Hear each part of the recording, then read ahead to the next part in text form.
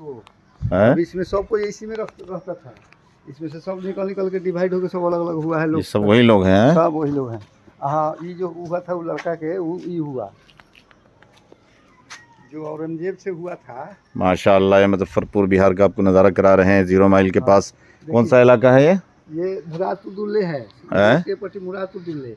मुरादपुर। हाँ, मुरादपुर हमारे जलालू भाई हैं, हाँ। बहुत पुराने रईस लोग हैं अल्हम्दुलिल्लाह। बढ़ते बढ़ते देख सकते हैं। और खानपुर में जो हुआ था, हाँ, वो अथी औरंगजेब के जो मर गया हीरा था। मास्टर साहब के हाँ, यही मकान है। हाँ, वो ऊपर से धक वहीं धक करके वो सब माशाअल्लाह। उनका है। ये तमाम फरीक हैं, काफ़ी ज़मीनें हैं। लोग कहते हैं बिहार में कुछ नहीं है, बड़े बड़े रईस लोग हैं पुराने। अब बंटने के बाद भी इतनी ज़मीनें हैं यार, 1-1 करोड़ रुपए का कट्ठा है यहाँ पे ज़मीन।